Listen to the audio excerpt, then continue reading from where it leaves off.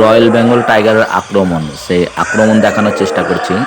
সুন্দরবনের একটা কুলতলি ব্লক আছে, সেই কুলতলি ব্লকের মইপিট বলে একটা স্থানের নামে সেইখানে আপনার বাঘ বেরিয়েছিল। সেই বাঘ বেরোনোর সঙ্গে সঙ্গে গ্রামবাসীরা খবর দেয় বন দপ্তরে।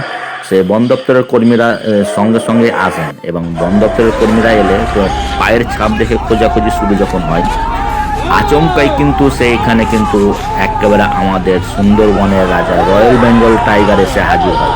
আর রয়্যাল বেঙ্গল টাইগার এসে হাজির হলে একবারে সব লোকজনের সাথে একেবারে যুদ্ধ করতে থাকে। আর দেখুন কিভাবে একটা বাঘ আর একটা বাঘকে মারার জন্য কতগুলো লোক এসেছিল, বিশেষ করে বন দপ্তরের লোকজন।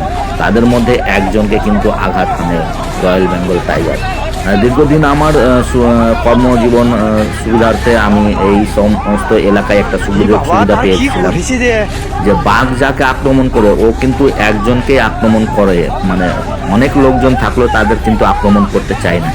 বিশেষ করে ওর নজরে আলাদা একটা থাকে যে আমি যাকে আক্রমণ করবো একজনকে, সেই হিসাবে কিন্তু আক্রমণ করে। ও আদার্স কাউকে আক্রমণ করতে যাবে না। তো সেই হিসাবে ও টার্গেট যেটা থাকে টার্গেট কিন্তু মিস করেন না, একবার টার্গেট বেঁধেই উনি কিন্তু আক্রমণ করেন। তো বন দপ্তরের কর্মী অসুস্থ মানে একেবারে কি সেখানে একটা অ্যাম্বুলেন্স নিয়ে আসবে, অ্যাম্বুলেন্সে করে পাঠানো হবে। তো এই সমস্ত খবর চারিদিকে পৌঁছতে পৌঁছতে কিন্তু আমাদের যে প্রতিনিধি ছিলেন ওনারা কিন্তু সেভাবে পাঠিয়ে দিয়েছিলেন বন দপ্তরের পাশাপাশি পুলিশের লোকজনকেও।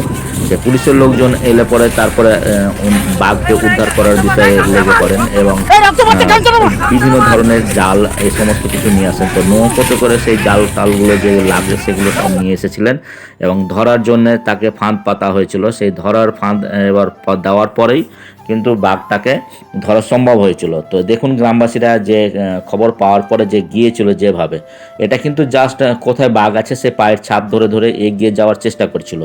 সেই সূত্রেই বাঘ যে আছে এরকম একটা জানতে পেরেই কিন্তু বাঘ এসে হঠাৎ আক্রমণ শুরু করে দেয়।